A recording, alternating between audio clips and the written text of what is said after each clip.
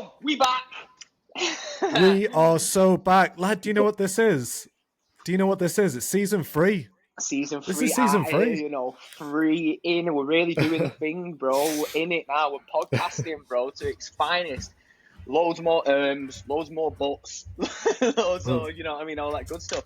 The bits and bobs wall is growing every time. Look at them. Me and the missus painted. I know yours is bare as hell, but like me and the missus painted some fans the other day. It's coming together. Loving the fans, yeah. I know, Yeah, you know what I'm nice. saying? Sick. Listen, before we get into it today, I've got to tell you this story, lad. Sick. Right, so Hit me. been in New York now for about a year and a half, innit? And I've got commitment issues with I've had this all my life with apartments, lad. I struggle filling one with like stuff that I really, really, really like. Do you know what I mean? So when I first got it, I got this. It was an okay couch, you know what I mean? But I only paid like $100 for it, and I said I'll have it for a couple of months and I'll get a new one. Year and a half goes by, I've still not got a new one. Standard, right? So we're moving studio. We would have moved studio by the time this podcast comes out for Pearl Fisher in New York. So they're having a little yard sale, you know. So there's this couch at work. I was like, right, yeah, sick, perfect, you know, little, you know, out for now, gives a shout.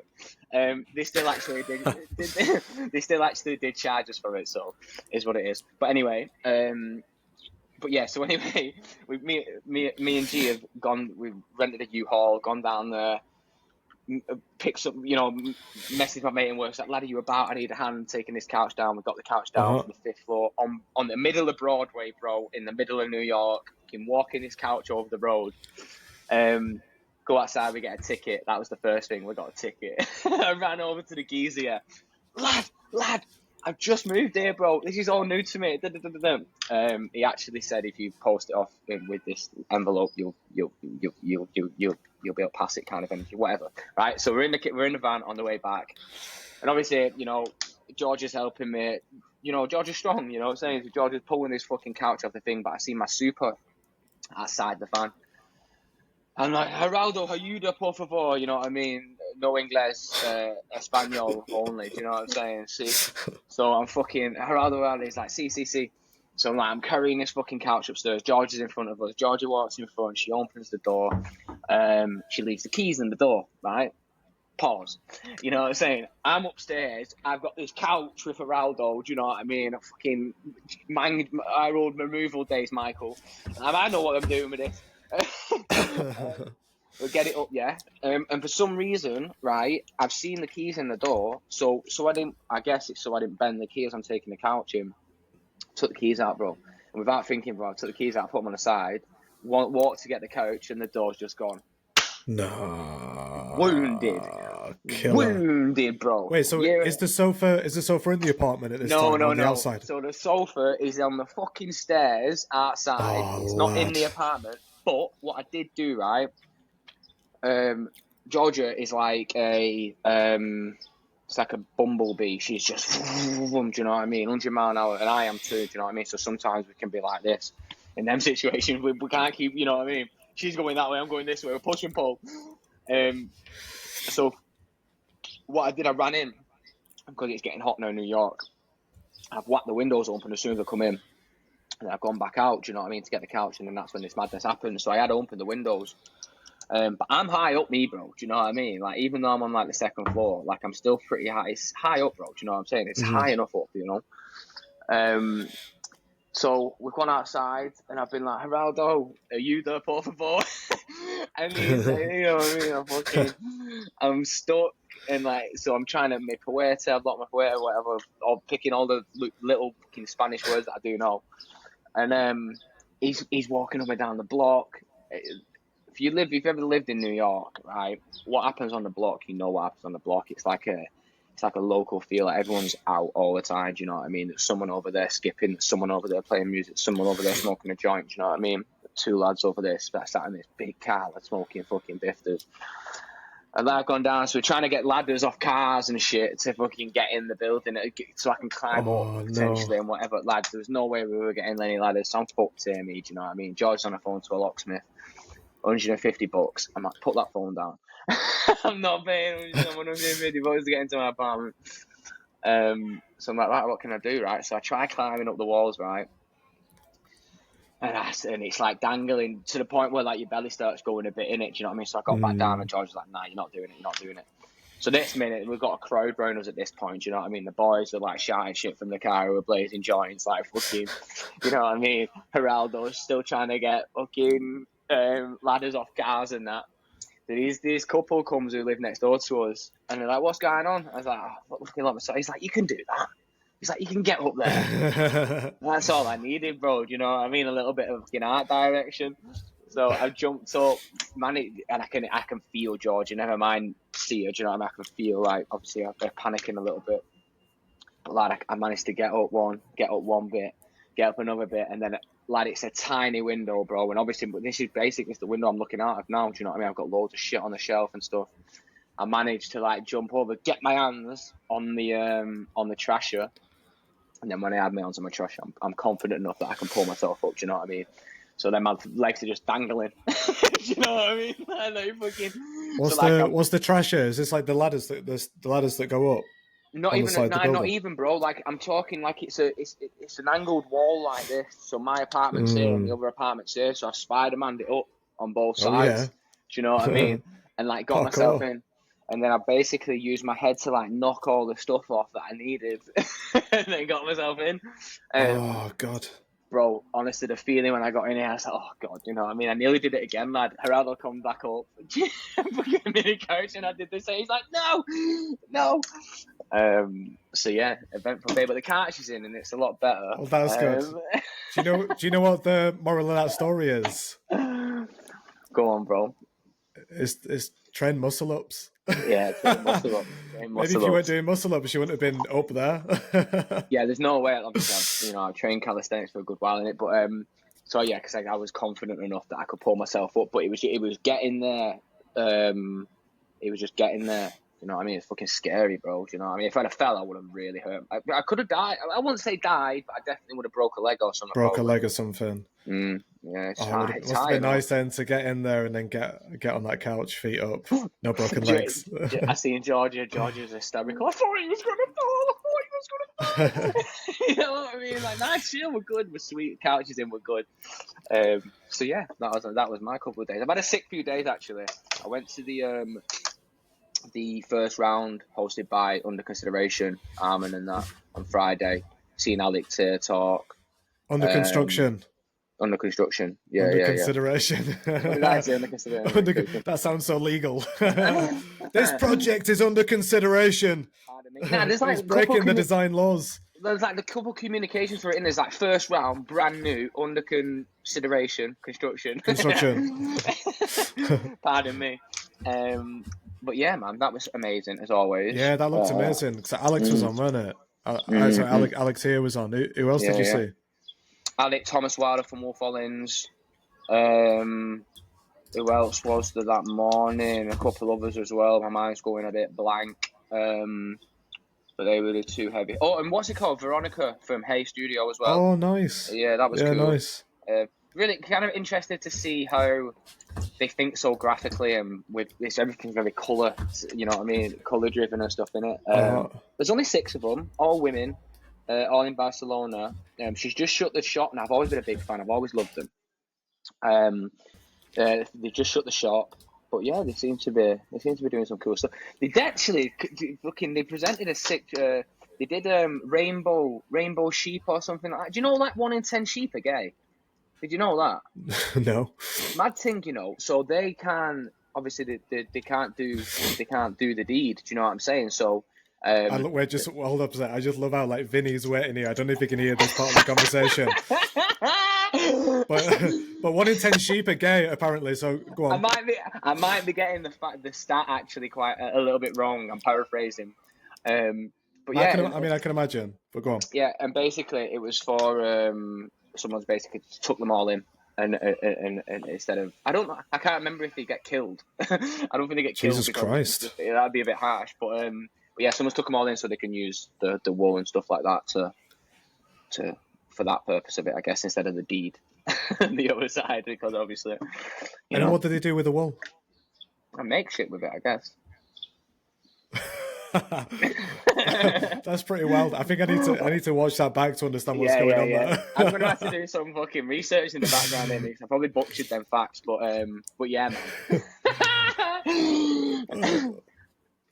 Well, from Gay Sheep to our next guest, season 3. Without further ado, Vinny, what's going Hello. on? What's good, Vinny? How we doing? Did I miss the memo? Should I be wearing pink? I mean, going forward, I think we do need to start prompting this, Michael. I did think Michael would have been on that, Vinny, I'm not going to lie, but... Yeah, sorry, my bad. I definitely think you do, yeah. How are you guys doing? Yeah, not too bad, you know. I was just saying to Michael before we came on, it's just got hot now in New York, so I'm as pink as my T-shirt. Anyway, you can't really see the differentiation.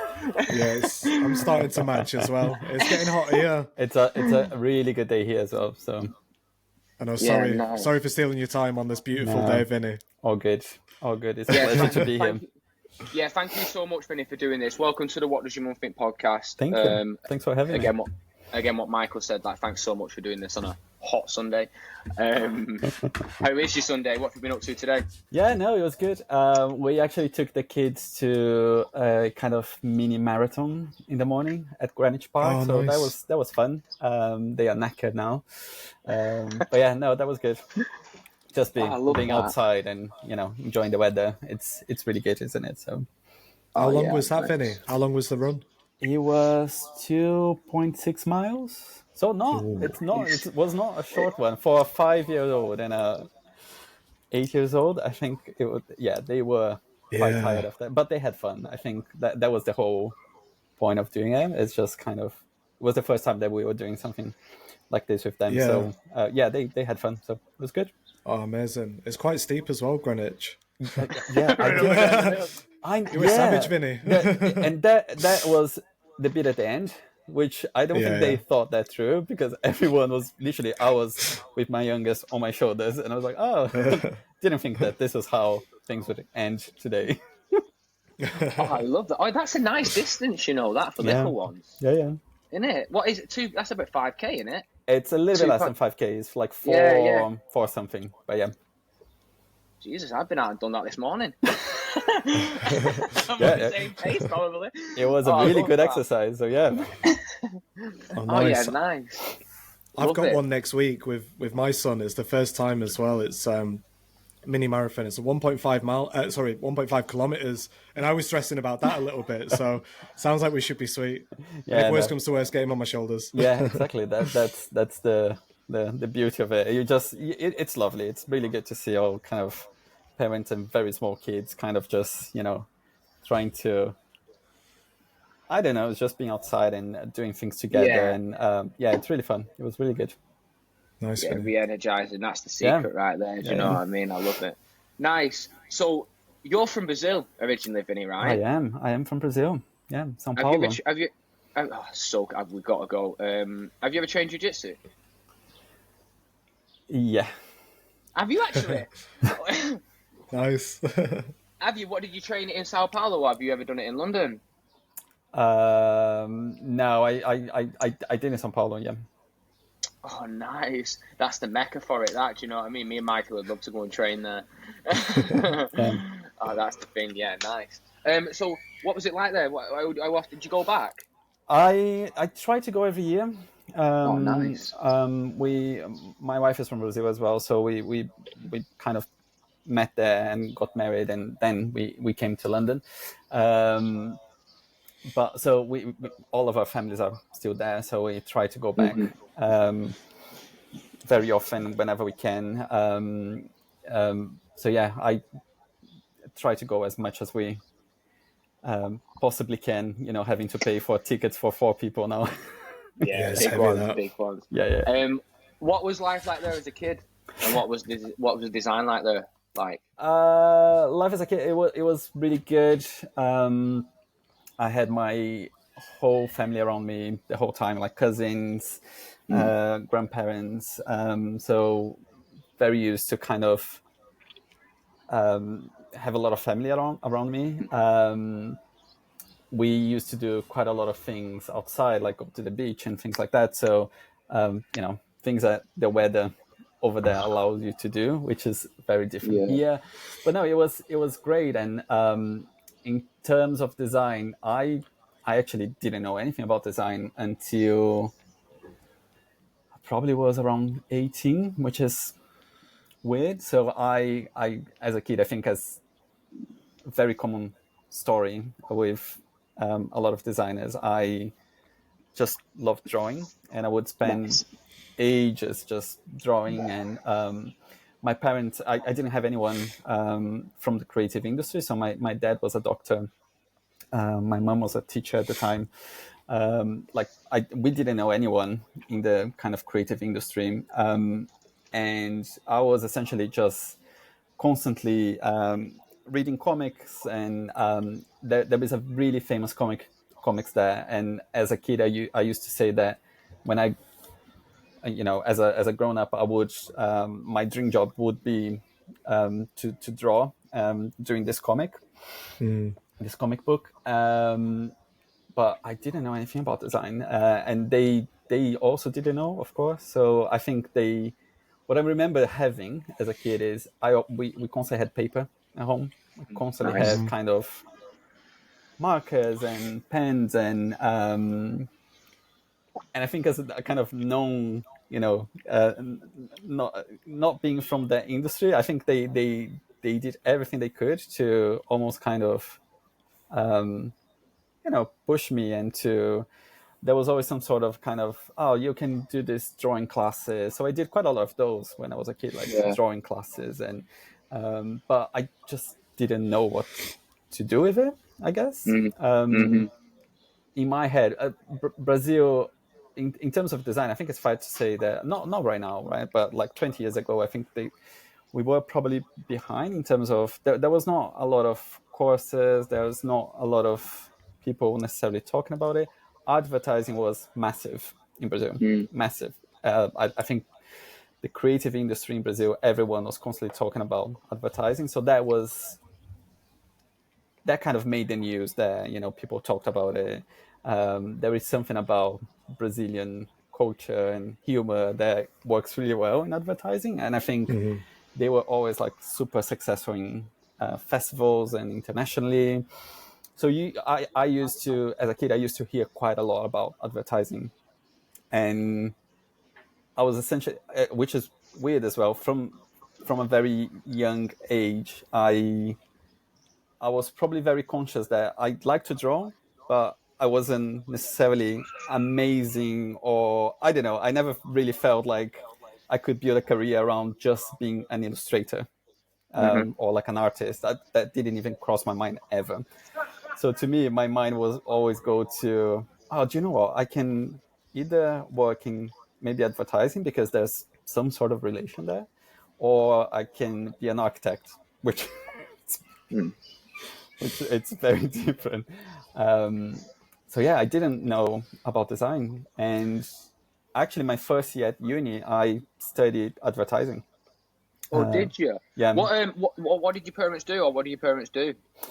So my dad was a doctor, and my mom was a teacher. Oh, nice. And my older sister, she was studying also to be not a doctor, but still kind of in biology, kind of pharmaceutical industry. So very much in like a comfortable place for my dad, I think, to advise her. With me, it's probably a little bit like, we don't know what to do with you. Yeah. So I think when they, because like I said, advertising was something quite big there, they were just like, oh, I think maybe there is a connection there. Maybe nice. See what you think about this. That's cool. Sorry, Michael. Sorry, you go, Lego. What's the dynamic of the school? So it's like you finish school at 16, then college, then uni. Is that how it works? Yeah. No, we don't have college there. You can go straight from like what would be kind of secondary school straight into university, which is very early, right? You could start basically make, which I think is similar here in a way, but you need to decide what you're going to do with your life when you're 17, which is fucking a lot. Jesus, I always find in the UK, I always find that college thing being like a teething period Do you know what I mean? Like 16 to 18, it's like, oh yeah, let's have a, people either do A levels, don't they, or a BTEC diploma kind of thing, just to reassure them that what they are going to go and do at uni for 3-4 years is the right thing, I guess. But it's a lot of pressure. It's a lot of pressure, and so I end up doing this advertising course. The difference there is that most of the courses there are 4 years, because you can choose to do in the morning or in the evening, because a lot of people work at the same time. So very few courses are like here, where it's the kind of the whole day. And I was studying at night, because the whole idea was, you need to get a job, so you work the whole day and then you go to university. Which right now, when I think about it, I just don't know how we used to do it, because I remember leaving the university at 11:30 at night, when it was my last kind of class I would have, and then the next day was kind of normal working day. So that's quite different as well. When I look at the universities here and the courses that here, that I think the dynamic is very different in that sense as well. So the course there is a little bit, take you probably 1 or 2 years, a little bit longer, depending on the university you go to, because you're kind of doing other things with your life, essentially. Yeah. So then when you picked advertising, Vinny, you started that course, and at that point, did you know, I want to be working at these advertising agencies? Or what was that journey when you started to learn, like, I like graphic design? I kind of... again, it was a very different time, and so when we're talking about advertising, the part that I really liked was kind of the sketching. There wasn't many computers as well around, so I think a lot of the stuff was still being done by putting things together and photocopying, things like that. Especially at university, right? I think the industry was already using computers, of course. But I think at university it was kind of, oh yeah, you have one room with computers, and that was it.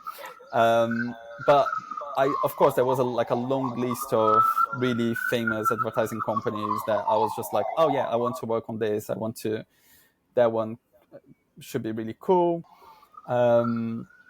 Because they were quite big. Like a lot of the companies that you have here, so BBDO, Léo Bonet, all of those companies that we had, like the Brazilian counterpart that was part of the group.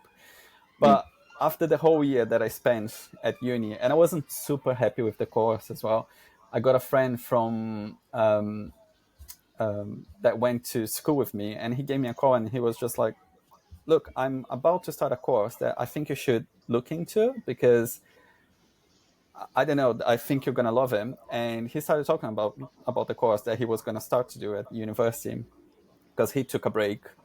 So he kind of waited a little bit longer to go to university. And it was a design course. And when I read through what the course was, I was just like, that's it? How I didn't know about this. And it was crazy. I was just like, I want to drop what I'm doing right now. And it was almost kind of starting again, because it was a different kind of university. There was not such thing too much, kind of caring what you learn from the other one. So I literally started over, and went into design, which the course that I did, it wasn't called design at the time. I don't know now. Maybe it is, but back then it was industrial design, something like that. And it was a 4-year course, and I did 3 years of both product design and graphic design. And on the final year, you could choose between product design and graphic design. So then I went into graphic, but it was amazing. When I look back, the course was so good. We had so much stuff at the university that I think, looking back at it, I didn't use half of it, and I want to kind of punch myself for not making the most of it. But like those I don't know, wood workshop and pottery and printmaking and filmmaking, we had all of those things. And of course I did all the projects, but when you look back now, like, oh, I wish I could go back and make more of it. But yeah, it was really good. We had the same thing at ours, didn't we, Christian? We went to the same uni, and downstairs in the the bottom floor, there was like a letterpress machine, there's screen printing machines, there's like woodwork, like you can do stuff with metal, glass, like whatever you want, photography studios. Did we use it? Really? It's crazy. And like, I died to have access to like a screen printing machine now. Yeah, and it's really crazy because I had some experience at teaching here as well, and every time that we say to the students, go there, do something, it's there, just make use of it. You can see some of the students, the eye roll is just like, oh God, really? And someone else talking to me about like the wood workshop, and I was just like, just do something, make the most of it, because you're gonna regret not doing it. Then you have to flip, don't you? We had a mate called Benj. We still do have a mate called Benj, and he lived in there. Do you know what I mean? Every project he did, he was cutting shit out of woodwork, he printing stuff, like doing things back. Everything got made.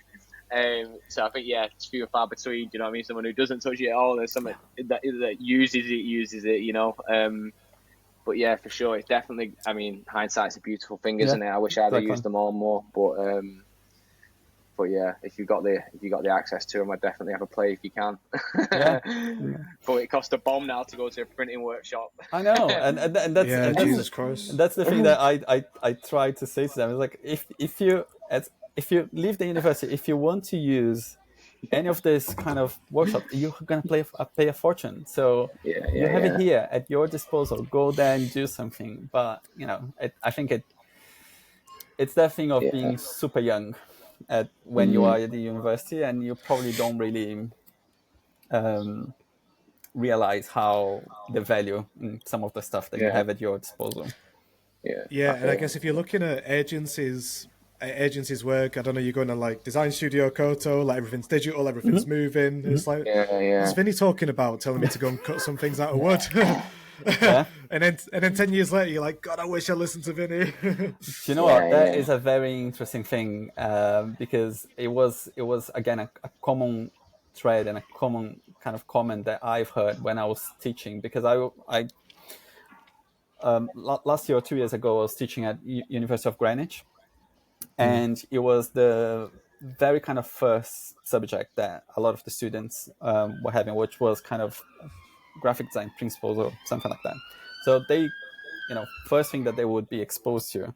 And I was trying to focus on all those things that I don't know, I find it quite fun. It's kind of pen on paper is, let's not go to the computer. Let's do everything by hand. Let's try things. Let's take pictures that, the basic stuff.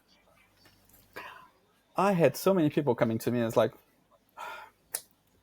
I wanted to design a poster. It's like, well, you're not designing a poster yet because you need to, learn the basics to design a poster. To the point that there was one guy that he was so kind of insistent that I was just like, all right, do a poster and I will review your poster for you. And it didn't go well. Let's just put it that way. I think it's that. It's a generational kind of thing, right? It's the generation of Netflix, where you can TikTok, exactly. Watch movies at twice the speed. You can pause. You can start. You can. You have everything at the palm of your hand at every time that you want. There's a little bit of that instant gratification that it's very different as well. Yeah, that's really interesting, Vinny, isn't it? Yeah. The way, the kind of progressions kind of hinder the tactility that comes with design, I guess, sometimes. And we had a conversation, we had a guy on last week, the whole headline was fuck Pinterest. Do you know what I mean? Everyone's very quick to just go to these platforms and look for these quick sources of inspiration. It's like quick fix, isn't it? Do you know what I mean? It's like, it's like McDonald's for inspiration. Do you know what I'm saying? It's like it's not the best source of nutrients, so to say. If that's a good enough analogy. No, it's I think it's really good. It's exactly what happens. Yeah. Yeah, interesting. So you worked in Sao Paulo, right? Yeah. Lecturing and for design agencies. Not lettering. I went from uni to some design studios in São Paulo. They were, I don't know. At the time, I thought over there they were not as big, but looking back now, I think they were around kind of 35 people, which it's quite big for a design studio, I think. And we were doing pretty exciting work, like lots of work for global companies, like Unilever and Danone, and all those like PepsiCo, and it was really good. I learned a lot on my kind of first 5 years, especially. Had lots of really good mentors and people teaching me how to do things. I think I was very lucky that on the first studio that I went to, they did have this thing that you don't go to the computer until you have an idea, which I again, it's something that I constantly hear other people talking about. And I still very much believe in that. But I think I was very lucky to start on a place that had that, because to me it was like, oh, all right, I'm drawing. It's fun. It's what I used to do as a kid. So all of us, each one of us, we had like sketchbooks, and we wouldn't start anything until the idea was kind of signed off. So I think I was very lucky in starting that way in a place that kind of embraced that. Did some pretty cool work there in terms of design. I didn't know anything about lettering. I didn't know anything about. I was doing stuff without knowing that I was doing. So when you kind of have a logotype and you're just kind of crafting a logotype and making it a bit more unique. And I remember the owner of one of the studios. She said to me at the time, when she saw me doing some work, she was like, "Oh, you should do something with type. You should probably focus on that." And it was one of those things that, first of all, I thought that anything related to type was completely beyond anything I could do, because I saw type design and type as something so complex and so beyond what I could do.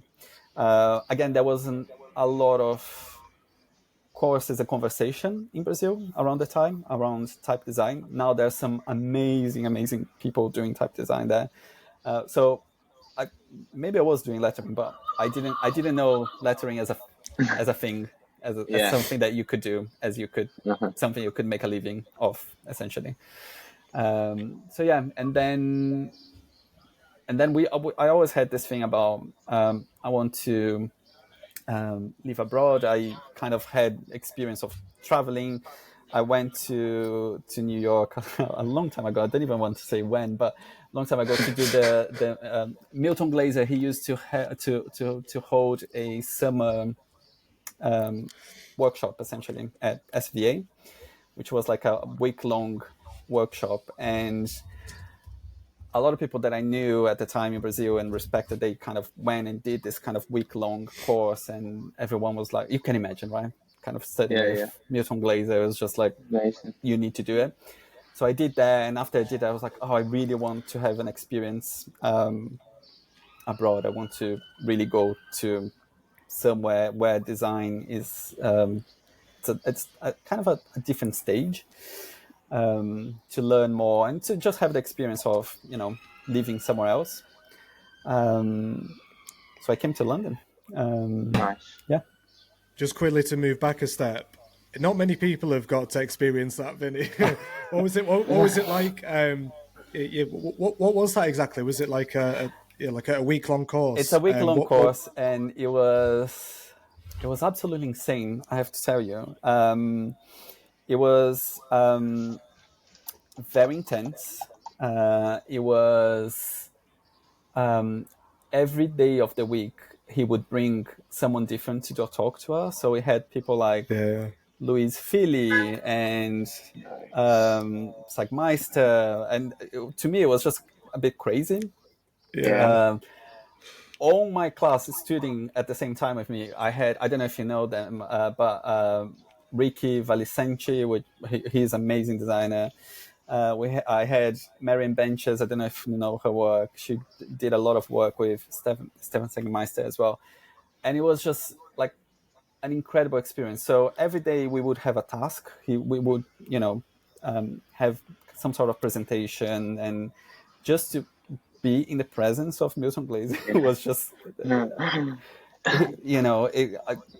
it was mind blowing. Essentially, he would sketch some stuff sometimes, and everyone would be like, "Oh my god, he's sketching!" He's take a picture. What would you do? Was it like, what was you working on essentially? What was the work that you was doing there for the every board? day was something different. So the first day I remember it was. Oh, and by the way, I think I can talk about it now. But one of the things that they asked you to do once you completed the course was to not talk about it, because there was an element of surprise to it, and to come to something not necessarily knowing how things would work and what you should expect from it. So I don't think they wanted people to be prepared, essentially. So I think the first day you had to kind of bring something from home, talking about you and what you like to do. So you kind of did a presentation. There was one, I actually don't remember each one of the days because it was a long time ago, but I remember one task was, go and find a packaging that you think needs reworking and just redesign it. And it was one of those things that I remember that the sessions would finish pretty late. So I don't know, end of the day. And then you just needed to do the work and figure out how to do it. And be presented the next day in the morning. So there were a couple of days that we literally didn't sleep. There was one day that the task was to put a magazine together, and we were working as a group. That's so cool. It's like a design boot camp. It's like a totally that. Absolutely, that's wicked. It's the best way to describe it. I think in the morning he would kind of present something, give us a task. In the afternoon was always a talk, super inspiring. And then you just kind of figure out how you're going to do the work, and you would come back the next day and present the work. And it was amazing. It was an incredible experience. I learned so much during that. I actually think I was a little bit too young to do that. I don't think I think I would have taken things completely different right now. But it was amazing. There was kind of a portfolio review as well that he did, but it was actually not him reviewing your portfolio. It was more, after this week, after everything that we've done, look at your portfolio and tell me what you think about it. So it was very kind of, it was very profound actually when I kind of think about it. So yeah, it was a really amazing experience. Yeah. What was the biggest lessons you took from that? Because I can imagine you went on tutoring later as well. I'm sure like that experience might have helped you with certain things, and then also like the pressure of that. I can imagine your heart must have been like that in your chest when you start on the brief, as we do. But I mean, you've got 24 hours to turn it around. What you can do, Vinny?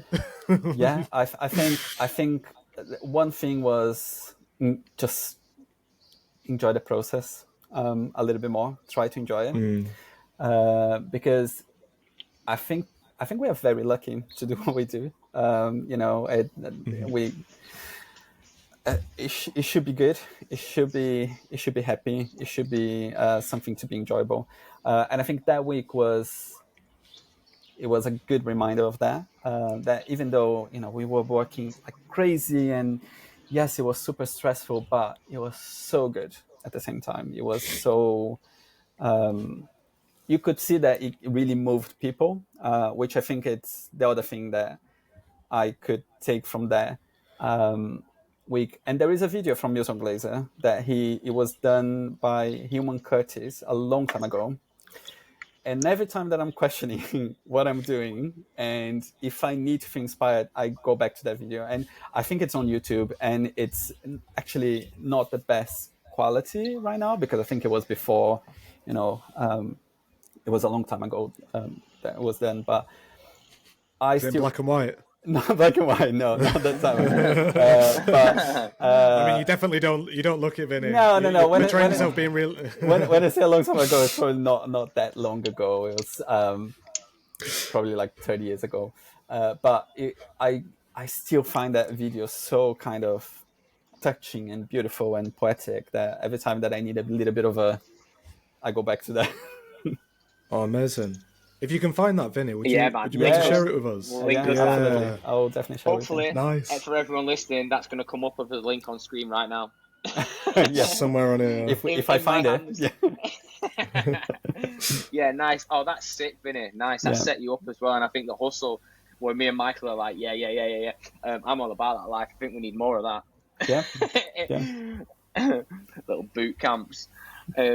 Sick. So then, moving to London, then from there, it was straight into FutureBrand and was it Bulletproof first, right? No, it was FutureBrand.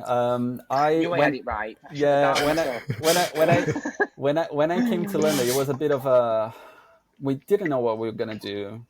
For us, it was a bit of a kind of adventure. Let's see what's gonna happen. Was it easy? Sorry, Vinny. Was it easier to get? Is it not easy, but like, how was it in regards to like visa situations and stuff? You could just move and then it was okay. That was kind of a bit of a long. That was the biggest challenge, because what happened actually was I was in Brazil and I had like a really bad website that probably had lots of flash at that time.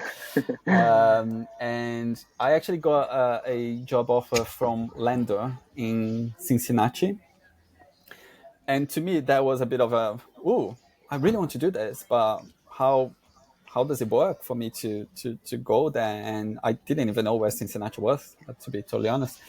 So I actually did an interview with them, and they actually couldn't figure out how to get me a visa.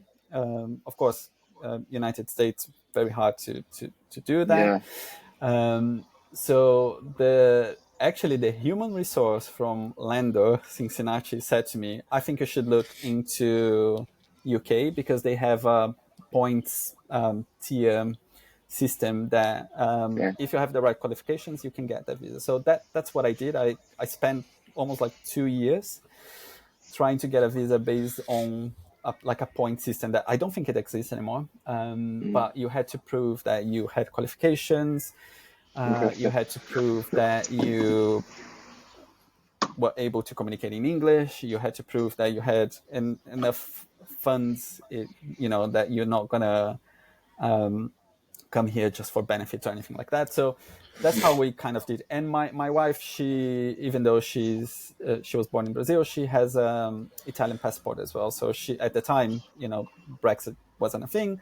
So for her, it was quite easy. So that was the point, that it was a challenge, but we spent ages and a huge amount of money, and we managed to get the right kind of visas to come here. And then when I came here, we were just like, do you know what? If things don't work out, we're gonna work at a coffee shop, and it's gonna be fun. It's gonna be a different experience. We had friends living here at the time as well, and I was actually kind of glad that I didn't have the pressure to make it work and to work in the design industry at the time. Yeah. I was 29, 30 at the time. And I was just like, do you know what? If I don't work in design, it's fine. 2 weeks later, because I kind of knew someone from FutureBrand Brazil, and they kind of put me in touch with someone here. 2 weeks later, after I got here, I was working at FutureBrand, freelancing there. Nice, Vinny. Which was good. I have to say, it was not.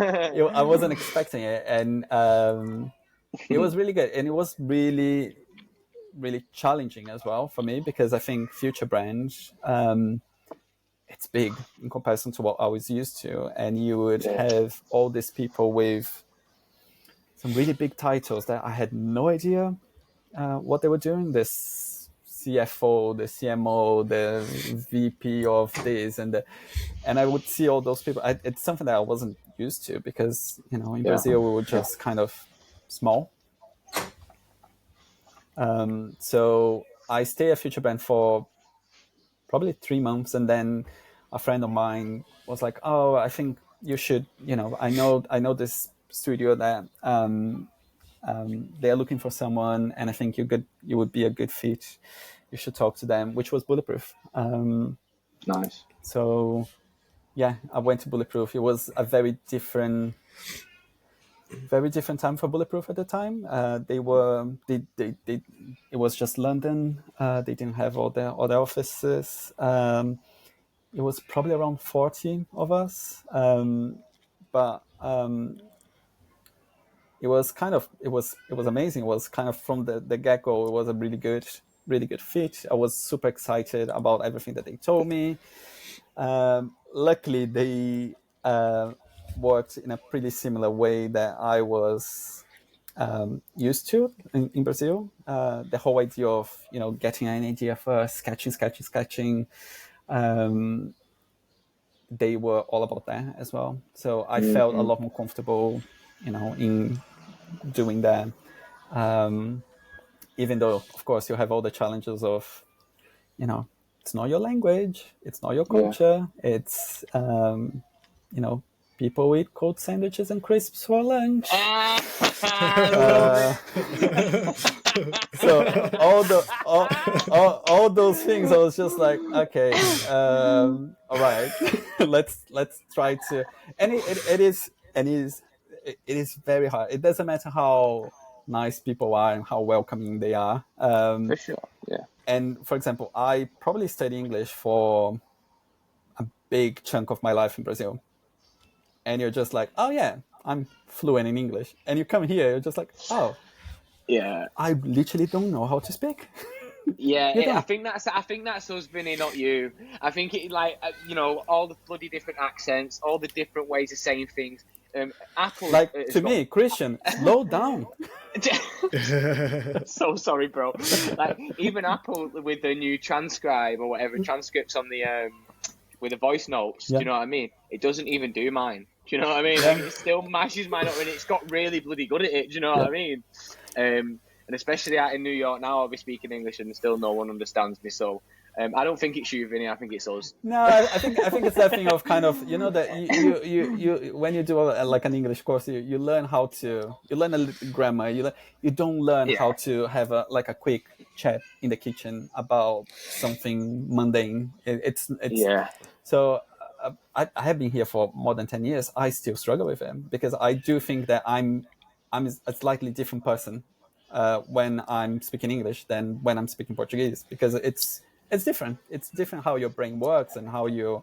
So yeah, but it was really good. I think it was a really good match, and they were amazing. And they kind of since then, Bulletproof was part of my life for more than 10 years. So yeah.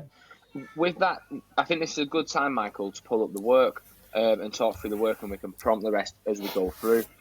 Vinny, do you want to control this deck as we go through, or would you like Michael to click through? No, I don't control anything. Just go for it. Say no more. Say no more. I love that. I highly respect that, Vinny. I do too. I love it. You work for me, bitch. All right, I'll pull this up for you, Vinny. Tell him. Yeah, that's great. Yeah, I love it. I think it'd be nice now to talk through the bits, and we've got like a list we can kind of flow in as we kind of go through. But it'd be great to talk through some stuff now, see some of the bits, because you've worked on some big brands. You've been doing this for like 17 years now, haven't you, Vinny? And like understandably, lettering has always been a big part of your designs. You kind of like mentioned going through. So I think it'd be great to kind of touch upon this now, because like it'd be interesting to know if like when you were at Bulletproof, like if they use you as like the in-house typographer, but not just the in-house, you know what I mean, the designer. Like, are you the one, firing these logos out and get finished? Because usually we get onto, as a designer, you get onto a place, don't you? We pass them to, if we got the budget, we pass them to a typographer, and obviously you've got the capabilities to do yourself. So I think it'd be interesting to go through to understand that a bit more. Yeah, and I think that was something that it happened. It was super interesting how it happened. I think when I was promoted to design director at Bulletproof, it was a bit of a mindfuck for me, because I kind of was doing less of what design is a very weird thing, right? The better you get at doing it, the less you do it. Depending where you are in terms of agency, it happens. And it happened to me. I think once I was promoted to design director, I was, of course, having to do other stuff, which is natural, right? But in my mind, I was like, oh, I don't love this as much. What do I do? And during that time, I actually left Bulletproof during that time. And it's a bit of a joke because I left and come back lots of times.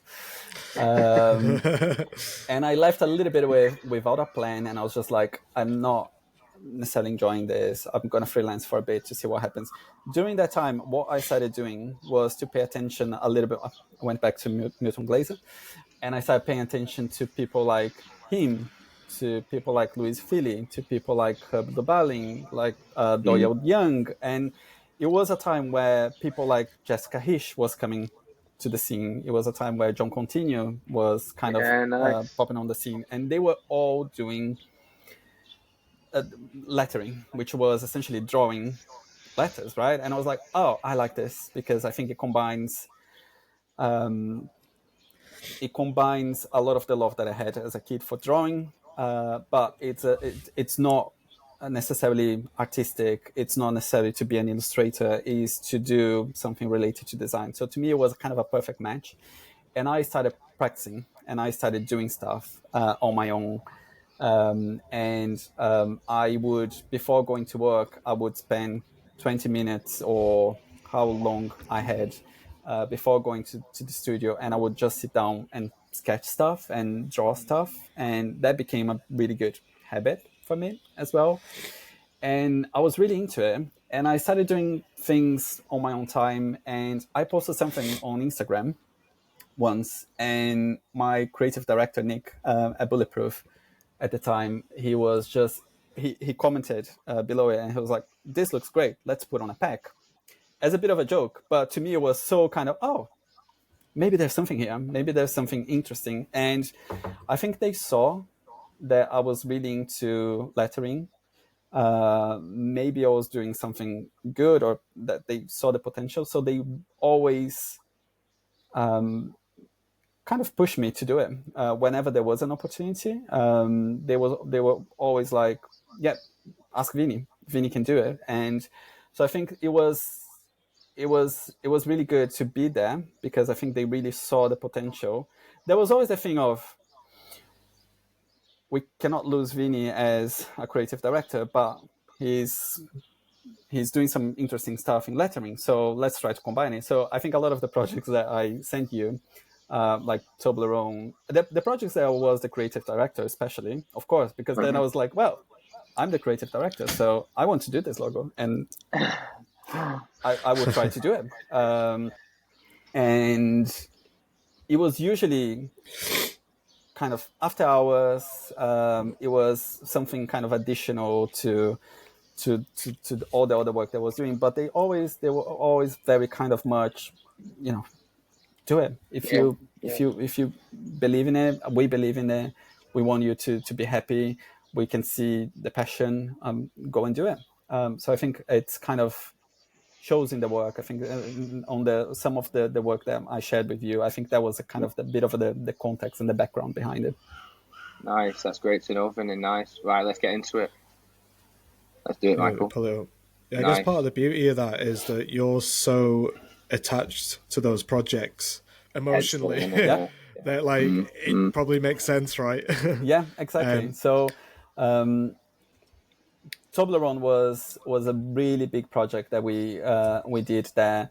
Toblerone, they were going through a phase where people just recognized them as kind of the airport chocolate, right? And it was this sea of gold and beige, and it felt a little bit dusty, and not very progressive, not very exciting for a kind of premium chocolate brand. So they came to us with Mondelez came to Bulletproof with this task of, let's redesign it, let's push it, let's make it something really exciting out of it.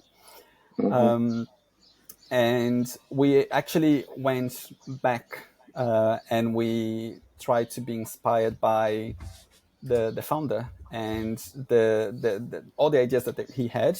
He was a very kind of progressive spirit.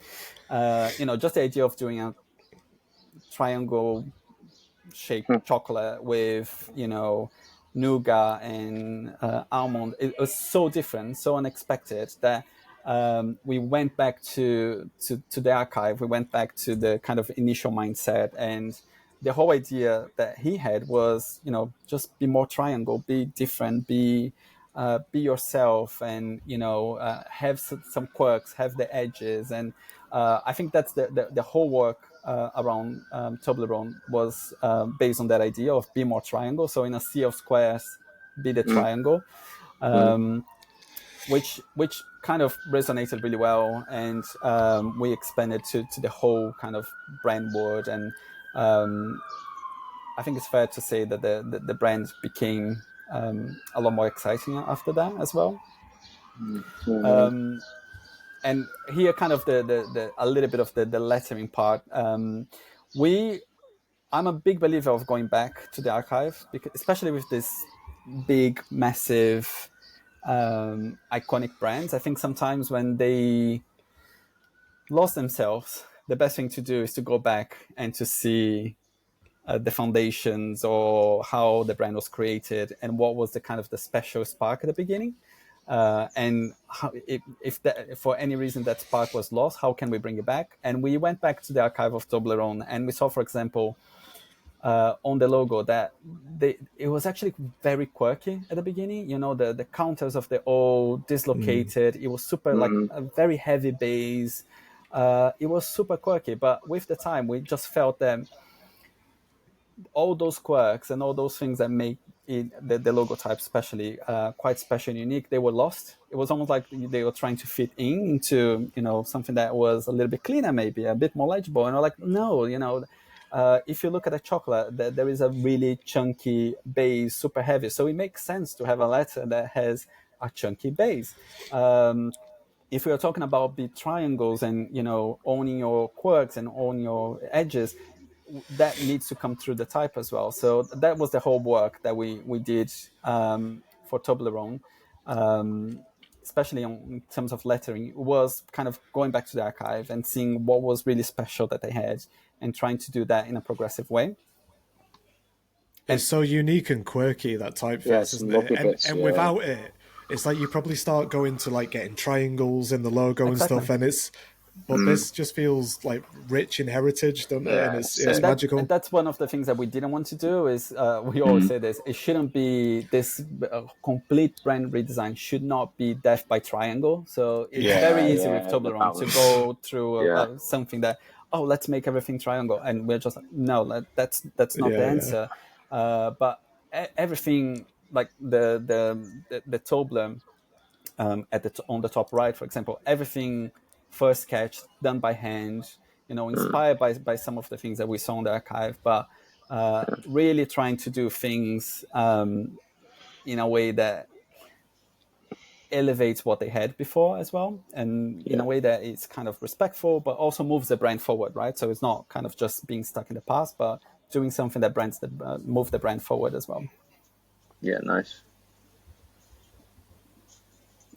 So that was the final logo that we went for, which it was really interesting to see the reaction. I think at first people were just like, the counter is not at the center, and of course, being in the industry that we are, the time that we are, you can imagine some of the comments that people made at the time. But I think it was mostly really well received. It kind of allowed the pack to not have to be a complete redesign as well, because I think a lot of the personality was coming through the type. There was a typeface being created based on the logo type. It was done by Monolith and Alistair, amazing type designer. So he essentially took the logo type and kind of what was the main beats of the logo type, and we turned into a typeface as well that has been used across the whole brand. Yeah, it's nice. It's super ownable, isn't it? Just that little, seeing like the quirks in the O and the Q. Yeah, it's nice. yeah, that was the kind of the back design as well. So massive work. I think there was a whole team, of course, working on this. I was the creative director on the project, but there was a whole set of people working on this as well with me. Amazing project to be part of. It's I so like it. beautiful, Vinny. It reminds me of. I feel like I could pick this up in. Do you know that store inside Charlie and the Chocolate Factory? Yeah. Because it's got all those sort of like heritage points to it. But like you said, it feels so modern and contemporary. Like the way that you've shot that chunk on the front of it. It's beautiful. And there were things, for example, we are being inspired by heritage in some points, but we are also putting the logo on the fold, which it talks about the edges and talks about the quirks and talks about being unique. And, there's an interesting kind of tessellation when you see them on shelf. So it is that mix of, we are kind of going back, but we are going back to pick the best bits to allow the brand to move forward and to do something different and exciting.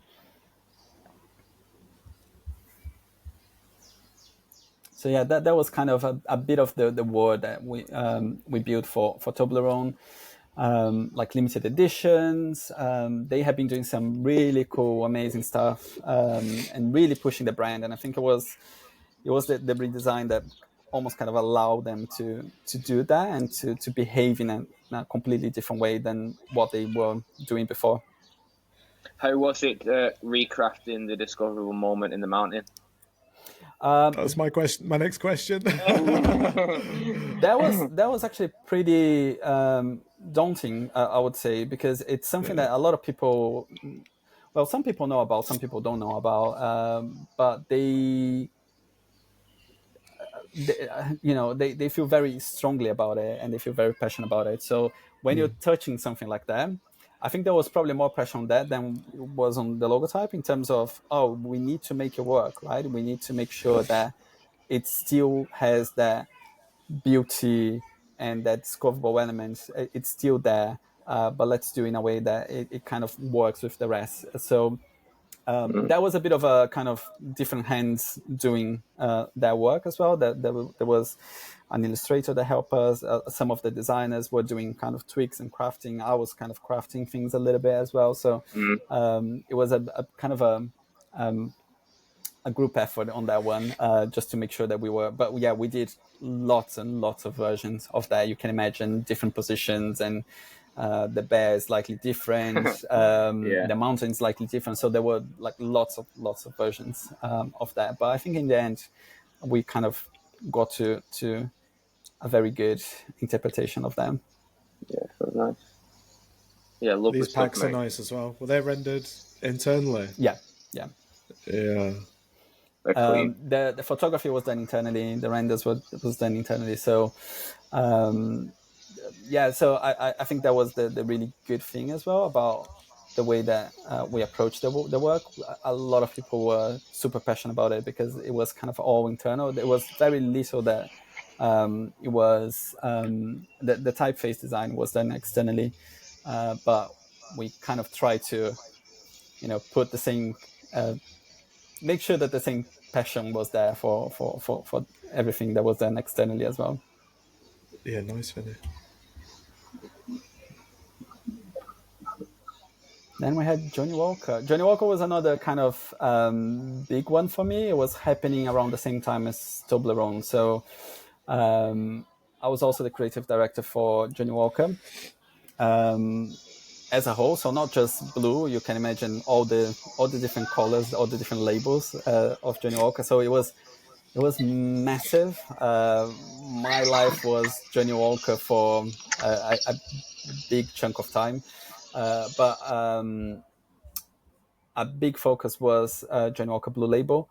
They wanted to go through this transformation, and they wanted to be repositioning as a icon of luxury, of modern luxury.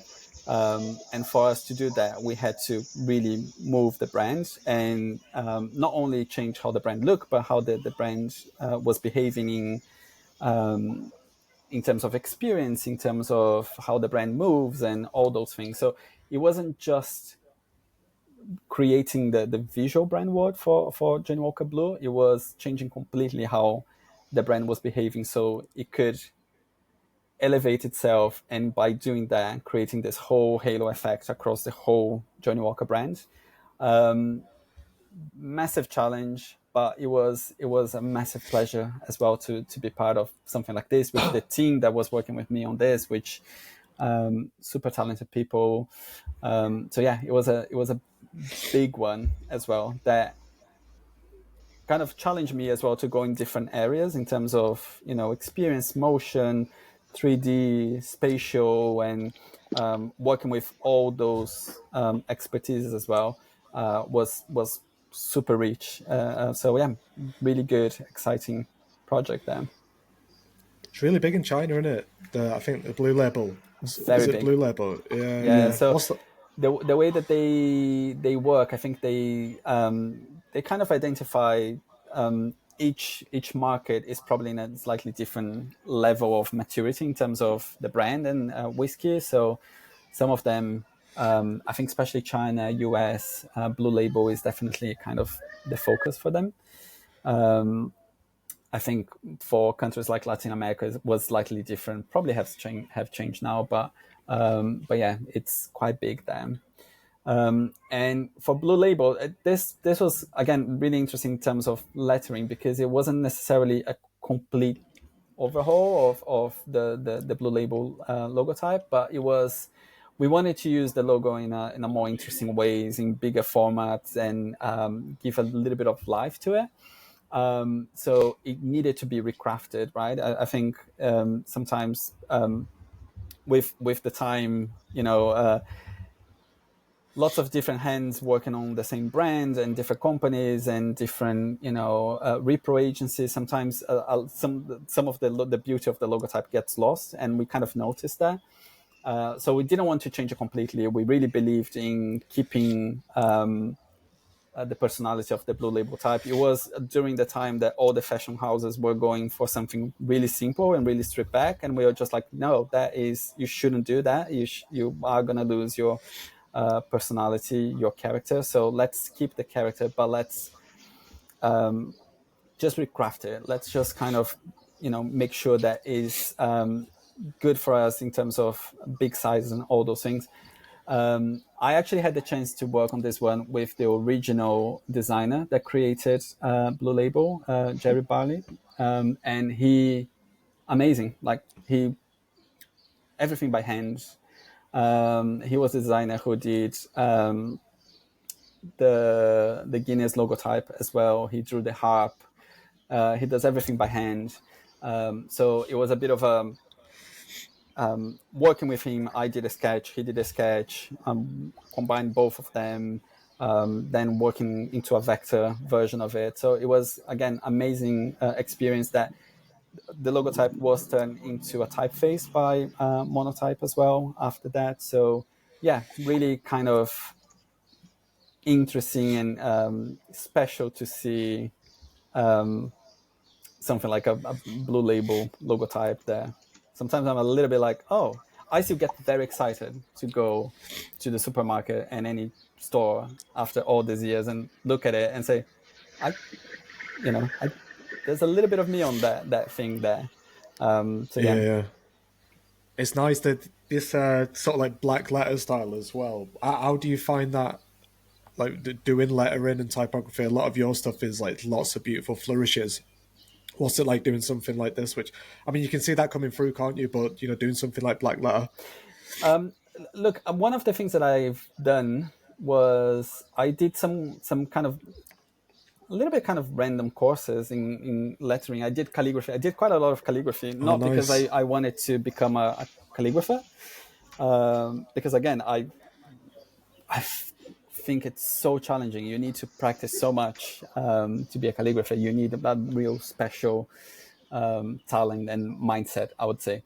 But I thought it was important for me to do calligraphy, to understand how the movement of the hand would have an influence on the letters and understand how to draw letters better, essentially.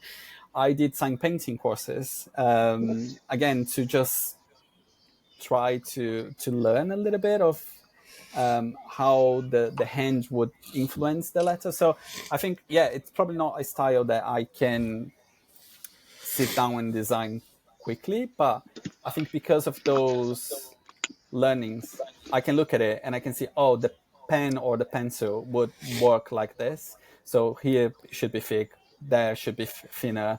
This is where the contrast should be. This is where the weight should be. So I think that's the interesting thing about that I found about lettering as well. It kind of allowed me to go back to, physical materials and ink and do all those things that I felt I kind of lost when I was just doing things on the computer. Mm-hmm. I'll have to show you a picture, Vinny. I've got this picture of this guy in China, really old dude, and he's got this like massive stick, which essentially is like a big calligraphy brush, and it's connected to like a water tank on his back, and he squirts it out and he practices on the pavement. Oh, amazing! And he was like outside my partner's community in the morning, most mornings, and he just draws and practices like big Chinese letters, characters, but just like on a massive scale. It's really cool. All that kind of stuff. I absolutely love him. Oh, this one's a big one, I remember when this was holiday beer for my dad. Oh, really? In the day. Yeah. When we go somewhere, I can't remember, somewhere in Europe, do you know what I mean? Spain, Greece, wherever. Where's it actually from? Where's it? Seville. Spain. Seville. Yeah. So it must have been Spain, do you know what I mean? Like when we went to like Spanish countries. Tenerife, that'll be. Classic, your classic, you know what I mean? Your British excursions. I remember my dad always drinking this, and I remember the logo and that's this. Cruzcampo was a really. Cruzcampo actually came years before Toblerone and Johnny Walker. Yeah, that guy. Yeah. And this is where they were before. We worked with them, and again, very similar story to some other brands. That people just would look at it, and they. It's a brand with a lot of history in Seville, especially. People absolutely kind of love the brand for its history, but when we kind of started working with them, consumers just didn't recognize the quality of the product anymore, and they couldn't really understand why. They tried to do different things. They had this character at the top, which the original one was quite a big guy, a big kind of German, and then they tried to animate him. He almost looked like a Disney prince on this version here. But the brand was a bit kind of lost, and it was in decline because people just didn't recognize the quality. So I think the whole work on that was around that, and how we could make really authentic as well, and really, because it was a brand with a really kind of rich history in Seville especially. They really wanted to make sure that it felt authentic, that it felt real, that would resonate to the people there. At that time, just keep that in mind, there was no plans to bring Cruzcampo to the UK. So it was a very kind of regional thing, Spain only. Yeah. But it was a big brand for Heineken at the time. And it was an amazing, really good project, because you go to Seville and you just look at the history of this brand everywhere you are in the city. There are kind of different versions of the logo. There's kind of old mosaics, older pictures, beautiful tiles, and I just went crazy when I went there for the first time. And my I was constantly like taking pictures of everything, because everything felt like done by hand and beautiful and original of the place. And there was the character on the top right as well. He's called Gambrinus, and huge part of the brand. And it was just, people just didn't know what to do with him as well. And so a lot of the work again was, there's so much beauty in everything that we are seeing on the archive. Let's bring that back. If the problem is authenticity, if the problem is connecting the consumers with the brand, and people are not necessarily connecting again anymore. So let's see where things got lost. And they had this on the brewery. They had one of the breweries, and they had a sign at the top, which is the one that there is a picture there, and that was actually the old sign of Cruzcampo, the old logo of Cruzcampo, but that was a listed building, which means that they were never going to be able to change their logo. And I looked at that and I was like,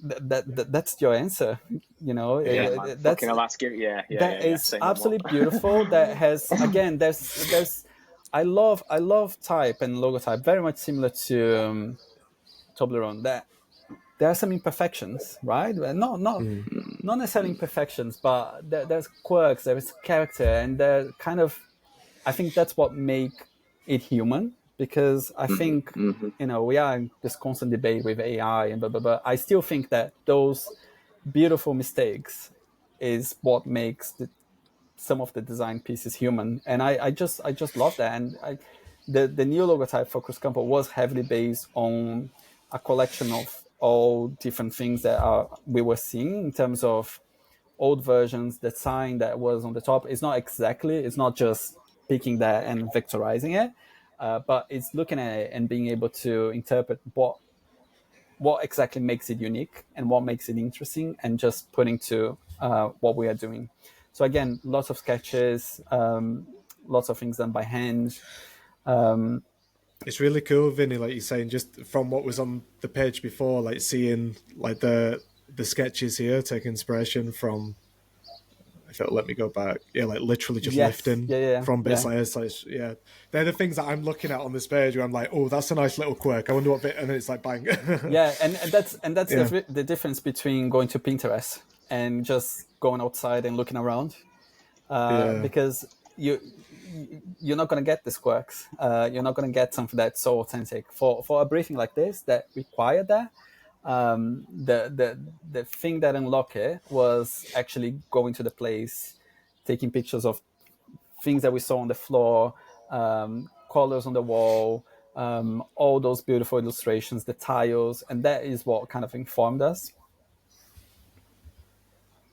So that was the logo, which I think this was a while ago, but I think it's the same one that they still use. I think it's the one that they still use in the UK version. The UK design, so that was the redesign at the time. So we actually redraw the character, really heavily inspired by some of the old paintings that we saw. We made everything a lot more confident, simple, but really kind of using some of those quirks and the personality that we saw in the past. And I think that allowed them to, as a brand, to move forward. So at the time, they were kind of trying to figure out how to do a craft range that was supposed to be more modern. That was, Christian, to your point, that was not just the beer that your dad would drink, but something a little bit more kind of modern, a bit more progressive. So they kind of went into different things that were super exciting as well. And they launched in the UK a couple of years ago or last year or something, that it's a different design what they have in the Spanish market. But yeah, it was really good. It's the kind of project that gets you involved emotionally, because when you go to the place, you see the people, you see how important it is. It's impossible to walk in Seville like 100 meters without bumping into something that is Cruzcampo. So when you go there, you just realize the importance of the work that you're doing, and how something that you're doing now it will stay there for years and years to come. Yeah, it's wicked, Vinny. And the character as well, he's very quirky, isn't he? Yeah. But there's something so ownable, again, about him as well. Exactly, yeah. He's the first one that I remember. That's the only thing I remember at the brand. Yeah. They had these like really fat chalices. It was like bulbous, old school fucking things, you know what I mean? Like glasses that used to drink, really heavy bottoms that felt like but yeah, nice. I remember seeing one. So in the other market is where they did all the tiles and stuff, and all the Spanish tiles and stuff, how it looks like. I swear I've seen something else. I think the kind of there was a evolution of this it was done in the Spanish market that uses a little bit more the tiles. but yeah, it's pretty much the same kind of architecture, but Yeah. there was a evolved. This is already, I don't know. I think this was probably done in 2018, so it was a kind of a while ago. Yeah, nice, clean, mate, lovely. But the assets are still kind of the same, which is good. Betty Crocker was slightly different. I think all those other ones I was working as a creative director. I was directing the work as well. Betty Crocker was one of the examples that they brought me in to do just lettering, which I also really like. It kind of, focus you, gives you focus, and it was really interesting. Again, it was one of those brands that if you told me when I was starting as a designer that I would touch, I would probably say, no way, that's never going to happen. Or if that ever happens, I'm going to be a millionaire by then, which also didn't happen. But it was really cool as well, because it was a similar thing. It was kind of trying to regain a little bit of the authenticity of the brand, make sure that consumers were, again, a little bit more connected, and very similar to all those other brands. Very lucky to have really rich visual history of a lot of the things that Betty Crocker had done in the past. So there are lots of kind of cookbooks and signatures. Initially Betty Crocker was created to be a signature. Betty Crocker is not a real person. It was a character that they created to, I think it was when consumers would, write letters to the brand. They would reply as Betty Crocker to make it a bit kind of warmer and a bit more friendly. So Betty Crocker was never kind of a real person, but there was always this feel that, it should feel warm, human, authentic, friendly as well. And Before you keep going, Michael, these pages, what you're showing here on every one of these projects, are fucking gold, Vinny. Do you know what I mean? Gold, like the cookbook bit of type, and everything you've already spoken about. Do you know what I mean? But just to push on it a little bit more, like the little lovely weird things that's going on that is so inspiring, and everything's got so much purpose. I said it the other day in work. It's kind of like a rational. I hate fluff. Hate it, but this is like a rationalized fluff in like the best way. Do you know what I mean? It's like purposeful fluff. Do you know what I mean? Like all the embellishments and things. Like it's really nice, Vinny. I love it. And it's the texture, and it's when I look at the top one, for example, even the print mistakes of look for. It's just like so beautiful, and it's the kind of thing that it's actually quite hard to design when you try to make something. When you want to do something that looks under design, it's really hard. It's really tricky. There's a quite good balance that you need to hit. So yeah, I totally agree with you. I absolutely love when I work on a brand that there is something to. I've always enjoyed studying as well and researching. So maybe there's a little bit of that I really get into, trying to understand how things were done and why they were done like that, and just being inspired by them. Yeah, love it. So yeah, again, very similar to the other ones. Very kind of trying to learn from what was done on the past, what was really working, where was the beauty, what how they were able to connect to consumers, and again, starting everything by hand, trying to make sure that the movement of the hand, even though it's not a signature, that the movement of the hand is there. And everything kind of flows really nicely. Everything's connected really nicely. There were different versions that we've done that we explored. And again, when you look very quickly to this, you're probably like, oh, but they all look the same. They don't. They are very kind of different when you're drawing them, and when you look at where the weight of the letter is and how the pen works and how some of the ligatures work as well. They are quite different, and they are drawn in a different way as well. So yeah, lots of kind of. This kind of work is a bit of therapy for me, because I just sit down and just spend hours, working on a curve, and it's sometimes it's not great, but it's a bit of I spend a lot of time, and I really enjoy doing this. Where do you look to? So, when letters start looking like other things and stuff like that, when you're like obsessing over like a word mark time, and after 2, 3 hours, 4 hours, you just walk away, shut the computer when you know, because like these look so effortlessly done. Do you know what I mean? And I know the work it's done. I know the work it's took to get to the. That's why I'm smiling as you're showing through it. What's your guilty pleasure, Vinny, that fuels your creative brain? Like, what's the thing you go to when you're in a bit of a rut? Say, I do have a lot of that I just need to, especially when I feel like I don't know. I just realized that I spent a whole hour trying to get the key to work, for example, which happens. Yeah, It happens more often than I would like, and sometimes you just need to, especially when I'm working on an iPad, because the iPad, I think you're tempted to make it look perfect quicker than if you're doing by hand on a paper. I think I'll allow myself to make more mistakes on a paper and to not be perfect, because you're just like, it's just a sketch. It's not real. I think when I'm working on the iPad, it's almost like, oh, if this looks really good, I can use as the final version for me to vectorize later. So nice. It happens quite a lot. So I have the tendency of closing everything. I just go out for a walk. Nice. Yeah. Coffee and a walk is what because my neck sometimes, I don't know about you, but sometimes I'm drawing and I'm just like, oh my god, I cannot do this anymore. So yeah, I love it. Nice. It's funny because you've just got like you were saying. Then we're just looking at free here, but there's hundreds of exploration keys I can imagine.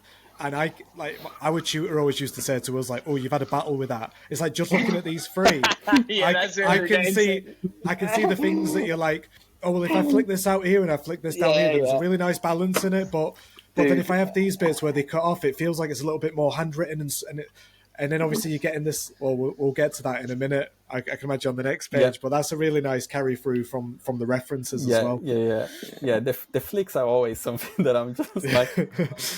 It's when they start looking like other things. Do you know what I mean? And you're like, oh god. And it's you to can't get stop seeing it. It's to get the perfect curve, which there's no such thing as perfect. But when you're kind of like, oh, it doesn't look good. It doesn't look good. It doesn't look good. So it's a battle sometimes. When does it look right, or does it get to a point where you go, it's supposed to be slightly imperfect, this one's going to have to do? That's a very good question. Sometimes there's a lot of the work that I've done that I look at it now in store, and I'm like, oh, that curve could have been a little bit better. As a designer, I do believe that our work is never, we will never think the work is finished. It's a deadline thing, right? It's when you need to stop, as opposed to when you think it's good enough. I don't know. I'm a little bit like that. I always look back at it. Even now, I look back at it. I'm like, oh, the Betty should be a little bit more to the left. You could have a little bit more space there. This is what I'm saying. This is why deadlines are a good thing, because nothing to get fucking done. Exactly. Exactly. Really cool, Vinny. Nice. So and there were kind of different versions. I think the one of the complexities of this logo, even though it was just one logo, it had to work as a two-line stacked thing inside of the spoon. It had to work as a horizontal version. It had to work as a short version as well. So there were quite a lot of things that they wanted to do. So there was a lot of work that had to be done to make sure that all those different versions were working and they were kind of balanced, and they worked in the same degree across all the applications. And here there's a little bit of everything. A lot of this were bulletproof stuff that I was doing, that they were just like, encouraging me to do more of their work. So things like Maynard's, wine gums, those are keys, green and blacks, bells, Crown Royal. All those were done at bulletproof. Some of other ones were not necessarily bulletproof, but I think they were good examples of. I think independent of style, I think I love a script. I really do, but I've always tried to make sure that I was doing other things as well, and other styles, and just experimenting with stuff. Yeah, some lovely marks on there, mate. Do you know what I mean? The Grolsch one's lovely. I've always liked that. Yeah, that's a good one. Yeah, nice, gorgeous work, mate. And then I think here is just a bit of a collection of some of those things that I mentioned to you that I was doing at my own time and just as a practice, and just those kind of 20 minutes before work were actually really, really important to me. It was a bit of a kind of, just These are focus, do gorgeous. something different. I think. So what would you do? So would you, sorry to interrupt, but then for all of these, would you just say, something to inspire you on the weekend, say for instance, you go into Paris, and then you just spend 20 minutes, you set yourself a little mini brief? Yeah, it was pretty much like that. There wasn't a briefing per se, but I remember exactly. This was during the pandemic. I remember exactly, and I think that's what I really like this, and I need to go back to doing them. But I remember exactly what was going through my life and my head when I did all of this. So there wasn't a briefing, but I know exactly why I did them, how I did them, what was happening. Happy moments, sad moments, challenges, everything. I think I can look at them now and I know exactly what was happening in my life. So, but they were also kind of practice. It was just kind of a way for me to stay connected to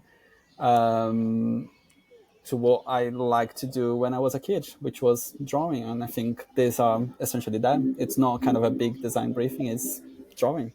There was some of them like this one. They eventually made their way into actual client projects. So this is not necessarily a style that I write, and it's not kind of a medium that I am familiar with. But this was a project for Sagres beer in Portugal at Bulletproof as well, and the guys were just like, we need to do something that feels really, exciting and active and dynamic. Would you up for trying some stuff? And this was literally me with ink over like an acrylic, trying to get textures. And so it was a bit of I think people would see some stuff that I was trying, and they were just like, oh, do this. Can you do that for us? Can you try this? And a lot of the time, this was kind of, because it was fun also, and I was having fun, and I was doing something different that was not, being in a meeting or having to manage project, or because this felt fun, I would happily do kind of, I don't know, work late one day or do over the weekend. Especially when I didn't have kids, it was probably easier to do that as well. What keeps you excited, Vini, to keep showing up and creating every day? You've been doing this for a long time now. What keeps me excited? The people that I work with. They play a massive part in the work that they do.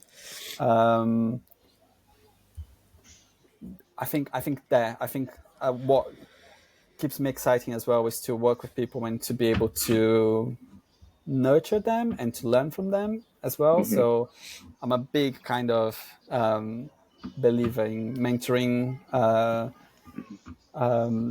So yeah, I think that's what kind of makes me excited, is when you are working with people and you realize that you are all in sync, that you are all that you all kind of focusing your energy on the same thing, trying to achieve the same thing. And all those projects that I shared there, I think they are really a reflection of that, of the team that I was working with at the time. So yeah. Oh, I love it. So then that leads us in to Mischief Maker. Yes. What we want to kind of delve into a little bit. So Michael, let's finish on the monogram, making some mischief. Tell us more about this. So Michael's told me a little bit about it. Okay. But yeah. So this is something new. So Mischief Maker is what I have been working a little bit in stealth mode. Love it. as you know, any other mischief that you're doing, it probably needs to be a little bit of that. I have been working on this for some months now, and it's a new branding studio, and I think that you can say that it was actually born from both frustration and love.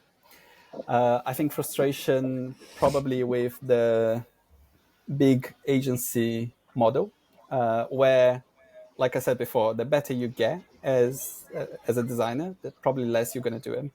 So I really wanted to do something that, yes, I have 20 years of experience. That doesn't mean that I want to spend my whole day in meetings. I actually want to get the work done, right? I want to build those relationships with the client, but I also want to get my hands dirty on the work.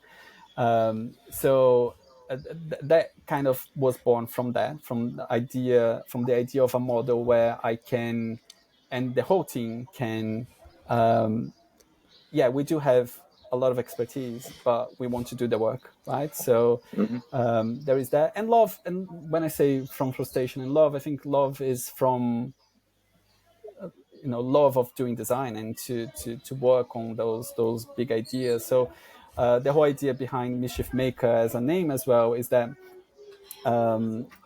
it's all about disruption and craft coming together. Is how do you do something that is still based on a big idea, that is disruptive, that is doing something different, that is changing the status quo, which is it's what Mischief is all about, right? It's kind of doing something that is a little bit unexpected, but also always have the craft. It's always have the beauty of it. It's always, and when I say craft, it's not just visual craft. It's kind of how you're crafting stories, how you're telling stories that feel authentic, that feel powerful, that feel different. So we really like this idea of Mischief Maker as this combination of disruption and craft. And I think it does something that I have been not battling, but trying to find a way to combine since I started doing lettering, which was, I really like the lettering part and I really like the craft. I really like, working with type because it feels that I'm, in the weeds and I'm kind of focusing on the design task.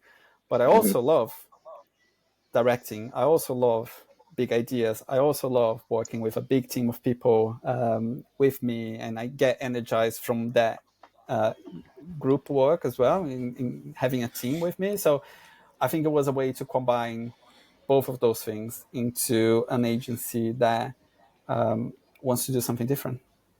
Love it. Nice, Vinny. Sick. So pushing forward, you'll be working within the three pillars, right? Food and beverage, beauty and self-care, and hospitality and lifestyle. Are you on the go now? Clients are on the go now. Nice. We have some interesting, exciting stuff happening that unfortunately I cannot talk about. But yeah, I think we'll get you on again. Yeah, but I think it has been early days, but really exciting. Everyone that we talk about it, everyone seems to be excited about the ideas that we are kind of working around.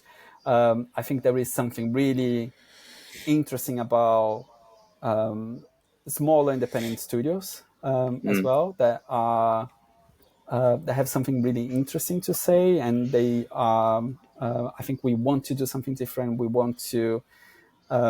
Do you know when you go to meetings, and sometimes it happens on big agents, sometimes it doesn't. But when you go to meetings and there's like, I don't know, 20 people in the same meeting, and you're just like, no, what's happening here? When it became something like this. So I think we want to challenge some of those perceptions as well. That and we are working with new brands, so up and comers that want to be icons, and we are working as well with brands that are legendary, but for some reason they kind of lost their way and they want to shake things up again. So I think that has been quite interesting as well for us to see as well. Amazing. That's amazing, Vinny. I think the journey that you've had is it's so breadth, and also like the time that you spent at Bulletproof, like going through the ranks there, all the lecturing, like past endeavors as well. Like you've got so much experience, like lots of freelance work as well. What are the biggest learnings you've taken from that in setting up your own studio? Yeah. Look, it's completely different, right? Because you're the out of nowhere, out of the sudden, you're not just the creative person. You're kind of having to deal with lots of different things, and you are responsible for things that you never thought you would do. The one thing that I had been kind of seeing and kind of experience is how much people in the industry want you to succeed. That has been really interesting to see. For example, you had Lee, right, from Sister Mary. I have never met Lee in person, but the amount of times that we jumped on a call and we were just like, Nice. let's talk, let's exchange ideas, let's. Yeah. So that has been really interesting. That seeing other people wanting to support you and giving their time has been really good. I think I take that from Bulletproof as well. The fact that I had amazing mentors there.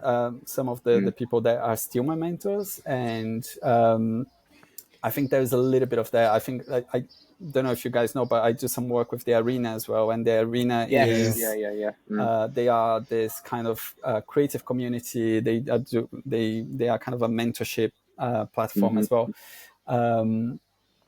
and the idea of mentoring, helping people, and giving our time to other people, I think is so valuable. I think I learn a lot from it. So I think that has been really important in terms of, Michael, in terms of kind of setting up my own business as well, is to make sure that you have with you people that inspire you, that you can learn from, that challenge you as well, because you need to have people that are pushing you. But every day is a different challenge. Every day is a different thing that you're going to face, that you're just like, oh, is that something that I need to deal with as well? So that's a kind of a constant learning. I think that's a bit of you're never going to know everything for sure. And how do you find that as well? Because obviously moving away from the bigger agencies, it's like you're almost trying to avoid, meetings, like all the stuff which is not you just down pen and paper doing the work. Obviously setting up a business, there is a lot more of that, but it's a bit more of an entrepreneurial mindset you've got to have. So how do you manage that? Like being like, cool, that can wait, I'm designing now. Which is not easy to do, because as a designer, you want to spend as long as you can, right, at designing. But as a founder, you need to be realistic as well, that you need to do other things to get more work. And so there is always a bit of a challenge there in terms of managing the time. Luckily, I am working with other people as well that are, again, both challenging me and also saying, I think now it's time for us to do this other thing. And I think at Bulletproof, I had quite a lot of experience and quite a lot of learnings from that sense as well, from a more kind of managing work and the lettering bits that were almost kind of on the side. I think in terms of managing a project and, establishing connections with clients, I think that were kind of big learnings. I think the fact that I had the experience teaching as well, which is a completely different thing, but in a way it teaches quite a lot on how to deal with people and how to manage your workflow and how to have a slightly different mindset to make sure that you're doing everything that you need. It's really interesting. We had Mike Perry on from Tavern, and he was speaking. He was another one. Sorry to interrupt you, but he was another one that I jumped on a call with him, and he was so nice. And I love to hear him speaking, because I can relate to a lot of the things that he talks about. When he talks about practicing and athletes having to practice a lot. To me, that's that was the one for me. That was what I was getting to. Do you know what I mean? It's sick. And that was the thing to me that was like, oh, so the thing that I was doing, having those kind of coffee in the morning and doing those training, that was it. But the way that he put it, it was just a bit of a click. I was like, Me and Michael too. When he said it, was like fun playtime. That's it. Do you know what I mean? You need time to practice. So like where I was going with that, it's like with everything you just said then and building on what Michael said, like being a co-founder, being a founder, has that made you more or less brave creatively, if that makes sense? Do you know, because you're like aware of the bigger picture? Sorry. Definitely more. I think nice. It gave me more confidence to do things the way that I want to do as well. And the more that I look at brands and the more that I see how things are happening with some brands, I think the bigger risk is actually at not being brave, because you're just going to end up looking like anyone else, right? So I think it's riskier for a brand to just not be brave, which it's an interesting kind of thought. So yeah, I think it gives me more confidence. I think it gives you a little bit more, how can I say, peace of mind that you're not necessarily very interestingly, when I kind of first started Bulletproof, right at the beginning, they put me in a client meeting, and I kind of freaked out. I was just like, how are you going to put me in front of a client? I can barely speak English. The client is going to judge you based on me. So I always had this kind of, it's not just me, it's that there is this whole company behind me. So the work that I'm doing needs to, represent this whole company. I think now that is a smaller team. It's, me being the co-founder. It's kind of, oh yeah, it's me. It's us. It's a smaller thing. We can be more confident and a bit more brave with the work that we are showing. Okay, Christian, you flashed a bit then. We still got you. Oh, your sound's disappeared. You're on mute. Oh, he's tapped out. Wait, he's coming back in. We're back. We're back. Yes, we're back. You know what happened? My headphones went all funny for some reason. I went all like mad, but I'm okay. Everything's sweet. I can see Michael now panicking in the background. We're still going on the recording. Yeah, we're all good. We've had a couple of glitches. We had one just before you got on, Vinny, and then one just now. But no. Yeah, we're all good. Like that, I'm just like this. Vinny, thank you so much for your time. No, it's been amazing. Like I know we've crossed paths previously, like very briefly for a few days. I know like the same with you and Christian, and like you just said, then it's really cool that there seems to be similar connections and people are speaking to each other, and I think that's really encouraging, like for ourselves and other people coming through the industry. Yeah. Thank you so much for coming on the What Does Your Mum Think podcast. I've got very limited Portuguese, but I can say obrigado, parabéns. I had it. Hey. Very good. And our favorite, one of our favorite MMA fighters, he always says "Shama." Let's go. Very good. Thank you. No, thanks for having me. This is great. Thank you. Vinny, thank you so again. Echoing everything Michael said. Congratulations on all your successes. You know what I mean? I can't wait to see what happens with Mischief Maker and what the first kind of project you put on there. We'll be watching, and we hope to have you on again soon at some point. Yeah, absolutely. I'm sure I'll bump into you at some point. But thank you so much for your time. Sunday. Thank you very much, guys. Thanks for having me. Appreciate you. Cheers, Vinny. Thank you. Bye. Big love. Bye.